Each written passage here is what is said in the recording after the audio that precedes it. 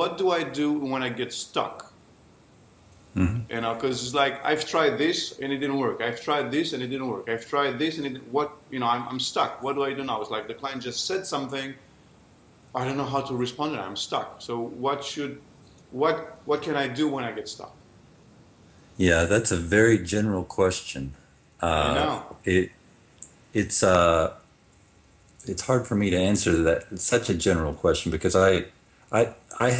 I see 8 pathologies, Mm-hmm. and it depends on which pathology the person I see. has. Uh, eight types of pathological states, I understand. and it depends on which type of pathological state they have as to what do I do when I get stuck.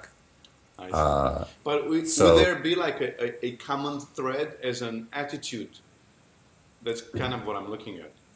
Um, I, I think I think it's important to have a toolbox of techniques. mm-hmm.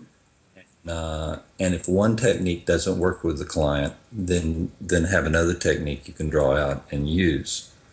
But there are some. I'll give you an example. Sure, Uh, please. in Sometimes in my students will say I have difficulty.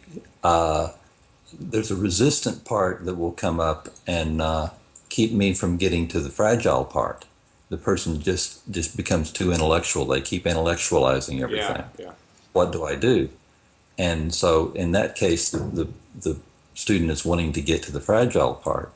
And I'll say, well, speak directly to the intellectual part. Can I call you head, or can I call you intellect, or whatever? Yeah. Is this part of you? And ask that part, what do you think? You're aware of that fragile part. This person came to therapy because of that fragility. You're aware of that part. What do you think of that part? And the intellect part will say, normally, I don't like it. I wish it would just go away. And so I'll say, so you don't like it. You wish it would go away. Uh, Anything you want to say to it? No, I just wish it would go away. And then I'll say, okay, brain, thank you very much. I'm curious what that part feels about what you just said. Uh, Let me just check that out. And I'll say, fragile part, brain just said he wishes you would go away, or she wishes you would Yeah. go away. That must not make you feel very good. What does that make you feel like when you hear brain say, I just wish you'd go away? Now, the intellectual part wants to hear the answer. It's Yeah. curious. It's intellectual. So it will set back and allow the fragile part to answer that question. Beautiful. Very And nice. and therefore you get that part out. And as soon as you get it out, you say, oh, thank you for talking with me. What term or what can I call you? What fits you? What term fits you? Yeah. And get a name for it and start using that name.